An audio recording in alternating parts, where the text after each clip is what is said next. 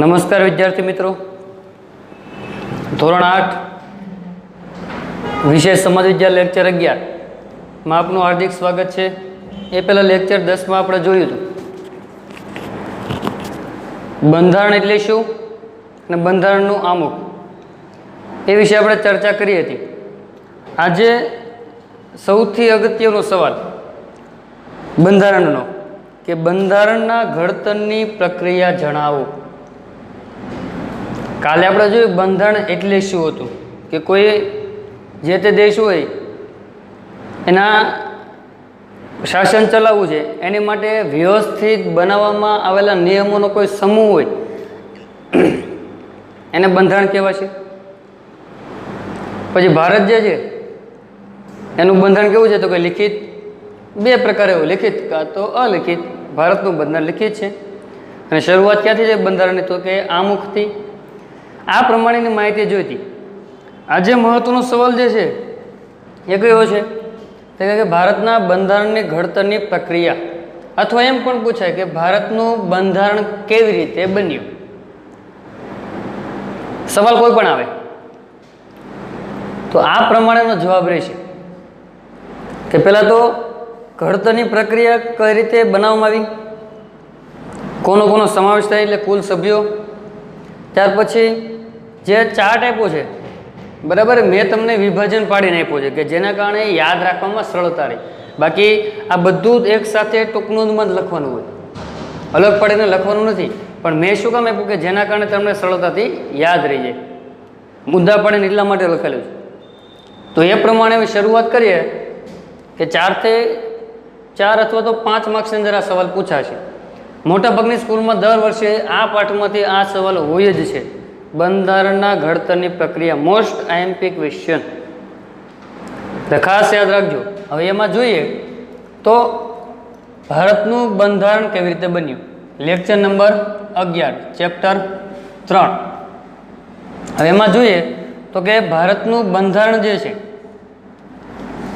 એ હવે પ્રશ્ન એમ પણ પૂછે ઘણીવાર 1 માર્ક્સની અંદર કે ભારતના બંધારણના આધાર સ્તંભો કયા કયા છે, તો એમાં શું આવે તો કે એક તો લોકતંત્ર, સમાજવાદ, ધર્મનિરપેક્ષતા અને રાષ્ટ્રીય અખંડિતતા જેવા રાષ્ટ્રીય લક્ષ્યોનો આધાર સ્તંભ છે। એનો મતલબ કઈ રીતે કહેવા માંગે છે, પહેલાં તો આધાર સ્તંભ એટલે શું, માનો કે આપણે મકાન ઊભું કરવું છે, કોઈ દિવાલ ઊભી કરવી છે, મકાન ઊભું કરવું છે, તો એની માટે પહેલાં પાયો મજબૂત હોવો જરૂરી છે। જો પાયો ન બનાવવામાં આવે તો મકાન ઊભું રહે નહીં, ન રહી શકે, અસંભવ છે। તો એવી જ રીતે બંધારણ બનાવ્યું તો બંધારણના 4 મુખ્ય પાયા છે। આમાં તો શબ્દો તો ઘણા બધા આવશે, પણ આ જે 4 આપણને આપ્યા છે એના થકી બંધારણ મક્કમતાથી ઘડાયું ને ઊભું રહ્યું અને અમલમાં મૂકાણું, આ 4 મુખ્ય આધાર સ્તંભને લીધે। એટલે આ 4 જે છે એ બંધારણના મૂળ પાયા કહી શકાય। એટલે આ પણ 1 માર્ક્સમાં સવાલમાં પૂછાય કે ભારતના બંધારણના આધાર સ્તંભો કયા કયા છે, તો કયા કયા છે તો એક તો લોકતંત્ર, સમાજવાદ, ધર્મનિરપેક્ષતા અને રાષ્ટ્રીય અખંડિતતા, જે આપણે આમુખમાં ગયા લેક્ચરમાં જોયું, માહિતી મેળવી હતી। તો પણ ફટાફટ આપણે માહિતી મેળવી લઈએ કે પહેલાં એ પૂછે લોકતંત્ર એટલે શું, તો કે લોકો થકી જે તંત્ર ચાલતું હોય, જેમાં લોકોનું મહત્વ વધારે હોય એને કહેવાય લોકતંત્ર। એટલે કહેવાનો મતલબ કે લોકશાહી, કે જે કોઈ પણ વ્યક્તિ સરકારના પદ ઉપર ચૂંટાય છે તો કોના કારણે ચૂંટાય તો કે લોકો મત આપે ત્યારે ચૂંટાય છે, એમને મેં ચૂંટાતા નથી। તો પહેલો શબ્દ છે લોકતંત્ર, કે લોકો માટે જે તંત્ર ચાલતું હોય એ। બીજું તો કે સમાજવાદ, કે જેમાં કોઈ પણ પ્રકારનો ભેદભાવ નથી। કઈ રીતના તો કે અલગ અલગ સમાજના લોકો ભેગા થઈને એક આખા સમાજની રચના કરી બંધારણ દ્વારા, એ શું છે તો કે સમાજવાદ। ત્યારબાદ ધર્મનિરપેક્ષતા, એનો મતલબ કે ધર્મની બાબતે દરેક વ્યક્તિ સ્વતંત્ર છે। બીજું કે ધર્મ પ્રમાણે કોઈ ભેદભાવ રાખવામાં આવતો નથી કે આ ધર્મને વધુ પડતા હક મળે, નિયમ મળે, આને નિયમ ન મળે, આ બંધારણનો સમાવેશ થતો નથી, એવો અસંભવ છે। એટલે એનો મતલબ ધર્મનિરપેક્ષતા, કે કોઈ પણ પ્રકારે ધર્મની બાબતે ભેદભાવ રાખવામાં આવતો નથી। ત્યારબાદ રાષ્ટ્રીય અખંડિતતા શબ્દ ખાસ સમજવા કે રાષ્ટ્રને ખંડિત થવા દેવું નહીં, એટલે કે રાષ્ટ્રને વિભાજન થવા દેવું નહીં. જે છે દરેક રાજ્યોનો બનેલો એક સમૂહ એને ખંડિત રહેવા દેવું, અખંડ રહેવા દેવું, વિભાજન થવા દેવું નહીં. એને શું કહેવાય? તો કે રાષ્ટ્રીય અખંડિતતા. તો આ મુખ્ય 4 આધાર સ્તંભ જે છે એના થકી બંધારણ સંભવ બન્યું અથવા બંધારણનો અમલ શરૂ થયો, બનાવવામાં આવ્યું. ત્યારબાદ ભારત સ્વતંત્ર થવાની સાથે જ બંધારણ સભાની રચના કરવામાં આવી કે 15 ઓગસ્ટ 1947ના દિવસે જ્યારે ભારત આઝાદ થયું, બરાબર, એ પહેલાંથી જ બંધારણ સભા જે છે એની રચના થઈ ચૂકી હતી ભારતનું બંધારણ બનાવવા માટે. ત્યાર પછી આગળ તો કે બંધારણ સભાએ કામગીરી ક્યારે શરૂ કરી? તો કે 9 ડિસેમ્બર 1946થી પોતાનું કાર્ય શરૂ કરી દીધું. જો બંધારણ બનાવવાનું કાર્ય હજી શરૂ કર્યું નથી, બંધારણ હજી બન્યું નથી, પણ એ પહેલાં જે નેતાઓની પસંદગી કરવી પડે એ પસંદગીની વાત થાય છે. તો કે પસંદગી કરવાની શરૂઆત કરી હતી માર્ચ મહિનાથી, માર્ચ 1946થી, અને ત્યાં સુધી બધા લોકો પસંદ કર્યા છે. અને ક્યારે પસંદ થઈ ગયા? તો કે 9 ડિસેમ્બર 1946 સુધીમાં પસંદ થઈ ગયા. પસંદ થઈ ગયા પછી જે છે આ પ્રક્રિયા અમલમાં મૂકવામાં આવી. એટલે કે ભારતનું બંધારણ જે છે એની શરૂઆત ગણો તો માર્ચ મહિનાથી થઈ ગઈ હતી 1946થી, પણ એ માહિતી આપણને 9માં આપશે, 8માં આપી નથી. તો આપણે અત્યારે આ જ લખવાનું છે કે બંધારણ સભાએ 9 ડિસેમ્બર 1946થી પોતાની બંધારણ બનાવવાની કામગીરી જે છે એ બંધારણ સભામાં શરૂઆત કરી. ત્યારબાદ તો કે એ બંધારણ સભામાં વિદ્વાન નેતાઓનો એક સમૂહ હતો, એટલે કે મહાન નેતાઓનો, મુખ્ય નેતાઓનો એક આખો અલગ સમૂહ હતો. અને એ સમૂહ જે છે એની દીર્ઘદ્રષ્ટિ તથા રાજનૈતિક દ્રષ્ટિનો બંધારણ સભામાં સમાવેશ થાય છે. દીર્ઘ એટલે કે ઊંડાણપૂર્વક. આ બધા નેતાઓ એવા હતા કે જે કોઈ પણ નિયમ બનાવો છે તો એ પહેલાં ઊંડાણપૂર્વક વિચારતા કે ખરેખર આ નિયમ બનાવીશું તો કેટલા લોકો તોડશે, કઈ રીતના પાલન કરશે, નહીં કરે તો શું સજા આપવી, કઈ રીતના તોડી શકશે, સજા આપશું છતાંય કઈ રીતના તોડશે, બધી રીતે સહેજે ઊંડામાં ઊંડાણપૂર્વક વિચારવાવાળા નેતાનો એક આખો અલગ સમૂહ હતો. અને એ સમૂહ માત્ર એ જ વિચારતા, એટલે એનો પણ બંધારણ સભામાં સમાવેશ થયો. એવા નેતાઓનો કયા? તો કે વિદ્વાન નેતાઓ શું કરતા? તો કે દીર્ઘદ્રષ્ટિ અને રાજનૈતિક, એટલે કે રાજ્યની બાબતમાં, દરેક રાજ્યની બાબતમાં એ ઊંડાણપૂર્વક વિચારતા દરેક રાજ્યની પ્રત્યે. અને એવા નેતાઓનો પણ બંધારણ સભામાં સમાવેશ થાય છે. અને એવા લોકોનો વિચાર પણ બંધારણ સભામાં રહેલો છે. ત્યારબાદ હવે સવાલની શરૂઆત કરીએ. આ થોડીક માહિતી હતી. હવે મુખ્ય સવાલની શરૂઆત અહીંયાથી થાય છે કે બંધારણ સભાના ઘડતરની પ્રક્રિયા. તો એમાં પહેલાં તો જોઈએ તો બંધારણ સભામાં કુલ સભ્યો જે છે એ ટોટલ સભ્યો કેટલા છે? તો કે 389. પહેલો મુદ્દો આપણો આ થશે કે બંધારણ સભામાં કુલ સભ્યોની સંખ્યા 389 છે, જેમાં અનુસૂચિત જાતિ જે છે એટલે કે હરિજન વર્ગ અથવા દલિત સમાજ પણ કહી શકાય, એવા લોકોની સંખ્યા કેટલી હતી એમાં? તો કે 30. એટલે 389માંથી 30 સભ્યો હરિજન લોકોનો પણ એમાં સમાવેશ થતો હતો. આપણે આગળ જોયું કે ભારત દેશ જે ધર્મ નિરપેક્ષતામાં મારે છે કે દરેક ધર્મને એક માને છે, એટલે માત્ર હિન્દુ કે મુસ્લિમનો સમાવેશ થતો નથી. 389 સભ્યોમાં દરેક સમાજના સભ્યોનો સમાવેશ કરવામાં આવે. એટલે કુલ સભ્યો 389, જેમાંથી અનુસૂચિત જાતિ એટલે કોને કહી શકે? તો કે હરિજન વર્ગ, અને અનુસૂચિત જનજાતિ એટલે કે બાકીના વર્ગના લોકો. હવે અનુસૂચિત જાતિના લોકોનો સમાવેશ કેટલો છે? તો કે 30 સભ્યો. હવે બંધારણ બનાવવાની પ્રક્રિયા શરૂ કરી.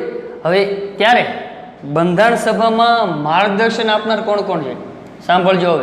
હવે મહત્વના સવાલની શરૂઆત થાય કે બંધારણ સભામાં કયા કયા વ્યક્તિઓએ માર્ગદર્શન આપ્યું, એટલે કે પોતપોતાના વિચારો આપ્યા.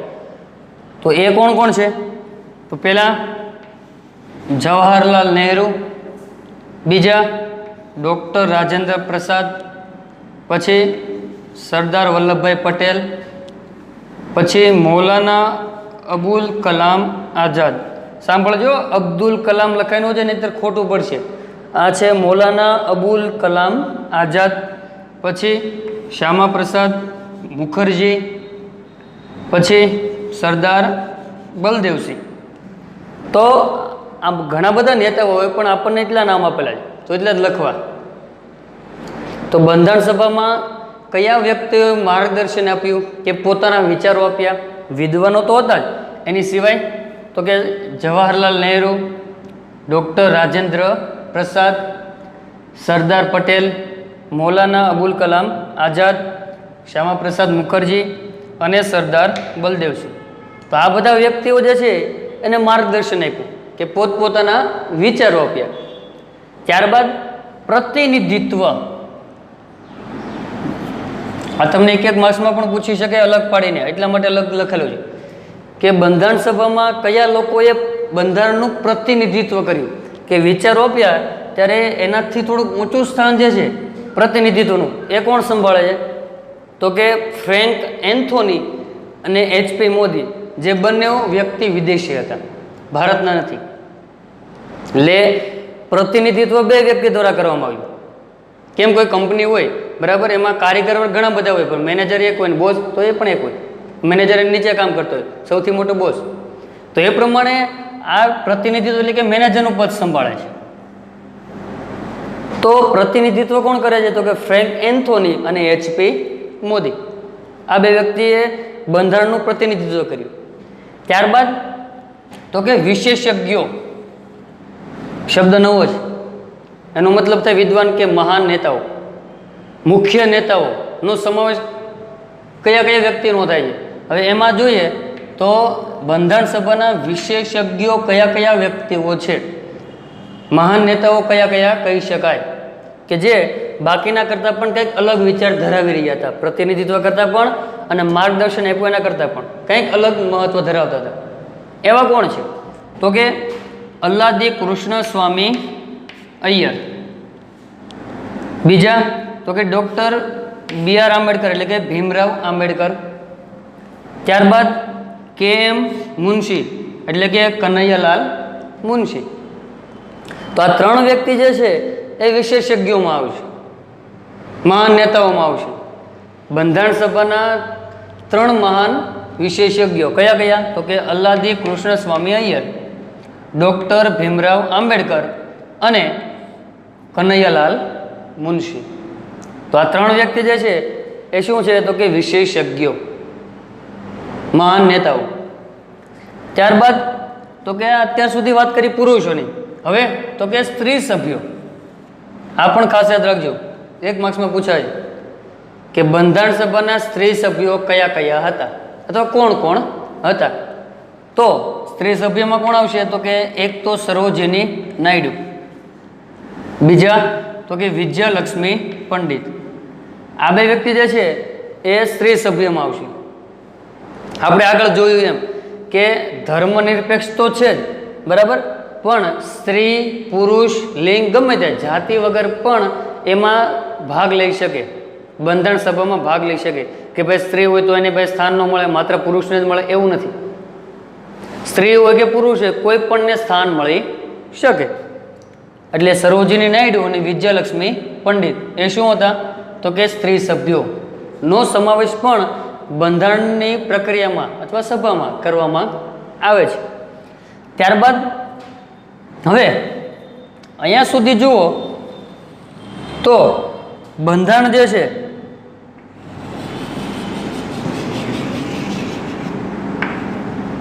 એમાં મુખ્ય નેતાઓ કયા કયા તેના નામ આપ્યા, કે પોતપોતાના વિચારો આપ્યા એ લોકોના નામ આપ્યા. હવે કામગીરી શરૂ તો થઈ જ ગઈ છે પોતપોતાના વિચાર આપીને. હવે એમાં અધ્યક્ષ અને ઉપાધ્યક્ષ કોને બનાવવા એ મોટો પ્રશ્ન ઊભો થશે. કારણ કે અધ્યક્ષ વગર તો કામગીરી ચાલે નહીં. કારણ કે જે અધ્યક્ષ હોય બરાબર, માનો કે કોઈ દેશ હોય, હવે એમાં ન્યાય ન અપાતો હોય, ન્યાયાધીશ ન હોય, કોઈને સજા જ ન અપાતી હોય તો સંભવ બને ના. કે જેના થકી લોકો કંઈક ખોટું કરતા ડરશે. શું કામ? તો કે સજા મળે છે એટલે. તો એવી રીતે બંધારણ સભાના અધ્યક્ષ જે છે એ કોણ છે? તો કે ડૉક્ટર રાજેન્દ્ર પ્રસાદ ને પસંદ કરવામાં આવ્યા. કોણ? તો કે ડૉક્ટર રાજેન્દ્ર પ્રસાદ. જેણે માર્ગદર્શન આપ્યું હતું એ વ્યક્તિનું માર્ગદર્શન થોડુંક વધારે બાકીના કરતાં સારું હતું, એટલા માટે બંધારણ સભાના અધ્યક્ષ તરીકે બાકીના લોકોએ એ વ્યક્તિને પસંદ કરે છે. એટલે આ પણ એક માર્ક્સમાં પૂછી શકે કે બંધારણ સભાના અધ્યક્ષ તરીકે કોને પસંદ કરવામાં આવ્યા અથવા કોને પસંદ કર્યા? તો કોણ આવશે? ડૉક્ટર રાજેન્દ્ર પ્રસાદ ને બંધારણ સભાના અધ્યક્ષ તરીકેનું પદ સોંપવામાં આવ્યું. ત્યારબાદ તો કે ખરડા સમિતિના અધ્યક્ષ કોને પસંદગી થઈ ખરડા સમિતિમાં? તો કે ડૉક્ટર BR આંબેડકર, એટલે કે ડૉક્ટર ભીમરાવ આંબેડકર. હવે ખરડો જે છે તમારી માટે શબ્દ પહેલાં તો નવો હોય છે. પહેલાં તો ખરડો કહેવાય કોને અથવા ખરડા સમિતિની જરૂર શું હોય? તો કે બંધારણ બને એટલે કે સંસદની અંદર બને, તો એ સંસદમાં કામ કરનાર મુખ્ય વ્યક્તિ અધ્યક્ષ હોય. હવે પહેલાં કોઈ પણ કાયદા કાનૂન કે નિયમ બનાવવો છે તો એ પહેલાં મંજૂર કરે ખરડા સમિતિ. જો એને એ યોગ્ય ખરડો લાગે તો એ આગળ રાષ્ટ્રપતિ પાસે મોકલે સહી કરવા માટે. જો એ રાષ્ટ્રપતિની સહી બરાબર, પણ એ પહેલાં ખરડા સમિતિની મંજૂરી પણ જરૂરી છે. એટલે કોઈ પણ કાયદા કાનૂન બનાવવા છે તો એની માટે પહેલાં ખરડા સમિતિ બનાવવામાં આવે, જેને કહેવાય કાચું સરવૈયું, કાચી માહિતી. એ પહેલાં બધી જ માહિતી ચર્ચા જે છે ખરડા સમિતિમાં થાય, ત્યાર પછી જે છે એ અધ્યક્ષ પાસે જાય, એટલે મુખ્ય વ્યક્તિ પાસે ત્યાર પછી જાય. તો એ પ્રમાણે ખરડાનો મતલબ એ થઈ. એટલે ખરડા સમિતિના અધ્યક્ષ જે છે એ કોને પસંદગી કરવામાં આવી? તો કે ડૉક્ટર ભીમરાવ આંબેડકર. તો આ પ્રમાણે હવે જુઓ તો દરેકને કંઈક ને કંઈક પદ મળી ગયું છે. માર્ગદર્શન માટેનું પદ પણ છે, પ્રતિનિધિત્વ, વિશેષજ્ઞો, સ્ત્રી સભ્ય, એ સિવાય અધ્યક્ષ અને ખરડા સમિતિના અધ્યક્ષ બંનેની પસંદગી થઈ ગઈ. તો હવે વાત છે ને તો કે ચર્ચાની, તો એ પ્રમાણે જોઈએ તો બંધારણ બનાવવાનો સમય જે છે એ કેટલો લાગ્યો? તો એ પણ પ્રશ્ન પૂછે કે બંધારણ બનાવવા માટે કેટલો સમય લાગ્યો? તો કેટલો? તો કે 2 વર્ષ 11 માસ, એટલે કે 11 મહિના અને 18 દિવસ. કેટલો સમય લાગે છે? તો કે 1946થી શરૂઆત થઈ અને 1949 સુધીમાં સમય કેટલો લાગ્યો? તો કે 2 વર્ષ 11 મહિના અને 18 દિવસની અંદર કેટલી બેઠક મળી? તો કે 166 બેઠક જે છે એ બોલાવવામાં આવી અને 11 જેટલા સત્ર, એક સત્રમાં બેઠક અલગ અલગ હોય. તો એ પ્રમાણે સમય કેટલો લાગ્યો? તો કે 2 વર્ષ 11 મહિના અને 18 દિવસની અંદર 166 બેઠક થાય, એટલે કે 166 વખત લોકો ભેગા થયા. કયા? તો કે બધા. એ બધા લોકો જે છે એ સંસદમાં બંધારણ બનાવવા માટે ભેગા થાય છે 166 વખત. ત્યારબાદ સંમતિ. તો આમાં ખાસ ધ્યાન રાખજો, બંનેમાં બહુ લોચા મારે. તમારો જવાબ સાચો છે પણ ઉપર નીચે કરી નાખશે. સંમતિ અને અમલ બંનેમાં થોડોક જ તફાવત છે. સંમતિનો મતલબ કે બંધારણ સભાની અંદર બંધારણ ક્યારે બન્યું અથવા ક્યારે પસાર કરવામાં આવ્યું, અમલ નથી પૂછતો. હજુ એક વાર કહું, ખાસ યાદ રાખજો, બંનેમાં બહુ લોચા મારે છે બધા, બહુ ભૂલ થશે. એટલે ખાસ યાદ રાખવું કે બંધારણ સભામાં બંધારણને ક્યારે સંમતિ મળી અથવા બંધારણ સભામાં બંધારણ ક્યારે પસાર કરવામાં આવ્યું. તો ક્યારે પસાર કરવામાં આવ્યું? તો કે 26મી નવેમ્બર 1949. ક્યારે? તો કે 1949માં પસાર થયું. એનો મતલબ કે આ દિવસે તો જો ખાલી બંધારણ બની ગયું છે પૂરેપૂરું. કેટલો સમય લાગ્યો એમાં? તો કે આ સમય. કેટલી બેઠક? તો કે 166. એટલી વાર ભેગા થયા ત્યારે જો 26મી નવેમ્બર 1949માં બંધારણ બન્યું. હજુ અમલ કર્યો નથી, ખાલી બનાવી નાખ્યું છે પાકા પાયે. હવે તો કે અમલ ક્યારથી થયો? એટલે કે બંધારણને નિયમ તરીકે ક્યારે લાગુ પાડવામાં આવ્યું? કે જે બંધારણ બનાવ્યું એમાં જેટલા નિયમોની ચર્ચા કરી અને જે સમયગાળો લાગ્યો તો એમાં જેટલા નિયમો બનાવ્યા તો એ પ્રમાણે નિયમો ક્યારે અમલમાં મૂકવામાં આવ્યા? બની ક્યારે ગયા? તો કે 26મી નવેમ્બર 1949. અમલ ક્યારે શરૂ થયો બંધારણનો? તો કે અમલ તો કે 26મી જાન્યુઆરી 1950. ખાસ યાદ રાખજો, અમલ પૂછે તો ક્યારે આવે? તો કે 26મી જાન્યુઆરી 1950ના દિવસથી બંધારણનો અમલ શરૂ થયો. અને ક્યારે બન્યું અથવા પસાર થયું? તો કે 26મી નવેમ્બર 1949. દર વખતે થશે શું? તો કે પસારનું પૂછે અને અમલ લખી નાખશે, અને અમલનું પૂછે તો પસારનું લખી નાખશે. એટલે લોચા ન લાગે, ભૂલ ન થાય એનું ખાસ ધ્યાન રાખજો.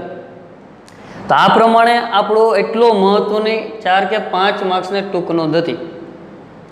આશા રાખું છું તમને ખ્યાલ આવ્યો છે. અને એ પ્રમાણે ફટાફટ જોઈએ કે આજે આપણે જોઈશું તો કે ભારતના બંધારણના ઘડતરની પ્રક્રિયા, જેમાં મુખ્ય 4 આધાર સ્તંભો છે, 4 મુખ્ય પાયાઓ. કયા કયા? તો કે એક તો લોકતંત્ર, સમાજવાદ, ધર્મનિરપેક્ષતા અને રાષ્ટ્રીય અખંડિતતા. આ મુખ્ય 4 આધાર સ્તંભ છે, આ પણ ખાસ યાદ રાખવા. ત્યારબાદ ભારત સ્વતંત્ર થયું ત્યારથી જ બંધારણ સભાની રચના થઈ ચૂકી હતી. હવે એ બંધારણ સભાની શરૂઆત જે છે ક્યારે થઈ? તો કે 9 ડિસેમ્બર 1946 તેની શરૂઆત થઈ બંધારણ બનાવવાની. જેમાં કોનો સમાવેશ થાય છે? તો કે વિદ્વાન નેતાઓનો એક અલગ સમૂહ હતો કે જે ટિપ્પણી આપે, ટીકાઓ કરે કે ભાઈ આ કાર્ય આમ થવું જોઈએ, આમ ન થાય, આમ કરશો તો આમ થશે. એવા પ્રકારના મુખ્ય અલગ અલગ નેતાઓ હતા, વિદ્વાનો હતા, જેનું મુખ્ય કાર્ય શું હતું? તો કે દીર્ઘદ્રષ્ટિ અને રાજનૈતિક દ્રષ્ટિએ લોકોને ચાવચેત કરે, અથવા તો જે બંધારણના સભ્યો છે બરાબર, એ સભ્યોને માહિતી આપે, અલગ અલગ માહિતી આપશે. તો એ પ્રમાણે એનો પણ સમાવેશ થાય છે વિદ્વાન નેતાઓનો. ત્યારબાદ બંધારણ સભામાં કુલ સભ્યોની સંખ્યા કેટલી? તો કે 389. એ 389 માંથી પ્લસ નથી, 389 પ્લસ 30 એમ નહીં, આમાંથી જ અનુસૂચિત જાતિના લોકો એટલે કે હરિજનના લોકો તો કે 30 સભ્યોનો સમાવેશ 389માં થશે. ત્યારબાદ બંધારણ સભામાં કોણે કોણે માર્ગદર્શન આપ્યું? તો કે જવાહરલાલ નહેરુ, ડૉક્ટર રાજેન્દ્ર પ્રસાદ, સરદાર પટેલ, મૌલાના અબુલ કલામ આઝાદ, શ્યામા પ્રસાદ મુખર્જી અને સરદાર બલદેવજી. આ લોકોએ બંધારણ સભામાં માર્ગદર્શન આપ્યું. ત્યારબાદ પ્રતિનિધિત્વ કોણે કોણે કર્યું? તો કે 2, ફ્રેન્ક એન્થોની અને HP મોદી, જે બંને વિદેશી હતા, વ્યક્તિ હતા. બીજું કે બંધારણ સભાના વિશેષજ્ઞો એટલે મહાન વિદ્વાનો કોણ કોણ હતા? તેમાં 3 આવશે. કોણ? તો કે અલ્લાદી કૃષ્ણસ્વામી અય્યર, ડૉક્ટર BR આંબેડકર એટલે કે ભીમરાવ આંબેડકર અને કનૈયાલાલ મુનશી એટલે KN મુનશી. ત્યારબાદ સ્ત્રી સભ્યોમાં કોનો સમાવેશ થશે? તો કે સ્ત્રી સભ્યોની અંદર સરોજિની નાયડુ અને વિજયલક્ષ્મી પંડિત, 2 સ્ત્રી સભ્યો. આ પસંદગી થઈ ગયા પછી બંધારણ સભાના અધ્યક્ષ તરીકે તો કે ડૉક્ટર રાજેન્દ્ર પ્રસાદ. ખાસ યાદ રાખવું, અધ્યક્ષ અને ખરડા સમિતિના અધ્યક્ષમાં પણ આને જેમ જ ભૂલ કરશે બરાબર. ડૉક્ટર રાજેન્દ્ર પ્રસાદ સમિતિમાં અધ્યક્ષ લખી નાખશે અને બંધારણ સભાના અધ્યક્ષમાં ડૉક્ટર ભીમરાવ આંબેડકર લખી નાખશે. એટલે એમાં પણ ખાસ યાદ રાખવું, મોટા ભાગે આ 4 સવાલમાં ઘણા લોકો ભૂલ કરશે, એટલે ભૂલ ન થાય એની કાળજી લેવી. તો બંધારણ સભાના અધ્યક્ષમાં કોનો સમાવેશ થાય? ડૉક્ટર રાજેન્દ્ર પ્રસાદ. અને ખરડા સમિતિના અધ્યક્ષમાં તો કે ડૉક્ટર ભીમરાવ આંબેડકર. હવે આ પ્રમાણે દરેક માહિતી મળી ગયા પછી સમયગાળો ક્યારથી શરૂ થયો? તો કે 9 ડિસેમ્બર 1946થી શરૂઆત થઈને બન્યું ક્યારે? તો કે 26 નવેમ્બર 1949માં બંધારણ બની ગયું. કેટલો સમય લાગ્યો? તો કે 2 વર્ષ 11 મહિના અને 18 દિવસ. કેટલી બેઠક મળી? તો કે 166 બેઠક મળી સંસદની અંદર. અને બન્યું ક્યારે? એટલે પસાર ક્યારે થયું? તો કે 26 નવેમ્બર 1949. પસાર થઈ ગયા પછી, બની ગયા પછી હવે એનો અમલ ક્યારે થયો? કાયદા તરીકે દેશની અંદર લાગુ ક્યારે પાડવામાં આવ્યું? તો કે 26મી જાન્યુઆરી 1950થી લાગુ પાડવામાં આવ્યું. તો આ પ્રમાણે જે છે એ બંધારણની શરૂઆત થઈ, બંધારણ બને છે. તો આ એક મહત્વનો સવાલ આખો 4 થી 5 માર્ક્સમાં પૂછાય તો એટલી પ્રક્રિયા લખવી જરૂરી છે. જો હજુ પર કહું છું, આ તમને ખાલી યાદગારી માટે છે. આને તમે પોઈન્ટ તરીકે ન લખો અને એ બધું ભેગું લખો તો પણ ચાલે. આ મેં શું કામ અલગ કર્યું? કે જેના કારણે તમને ખ્યાલ આવે કે કોનો સમાવેશ કઈ રીતના થાય છે, કોણ કોણ આવે છે, એટલે બધું મિક્સ ન થાય એટલા માટે તમને આ પ્રમાણે અલગ કરીને આપ્યું છે. તો તો આજનું લેક્ચર પણ અહીંયા સુધી રાખીશું. એ પહેલાં તમારા મહત્વનો સવાલ છે એ એકવાર લખીને અથવા તો એવું લાગે તો 2 વાર પણ લખજો. બરાબર. આ સવાલ ઘણો અગત્યનો છે. 4 થી 5 માર્કમાં આ પાઠમાંથી પૂછાશે જ. બાકીના પણ ટૂંકનો જ આવશે, પણ આ અગત્યનો જ મોટે ભાગની સ્કૂલમાં પૂછે. તો આ પ્રમાણે આજનું લેક્ચર આપણે અહીંયા સુધી રાખીશું.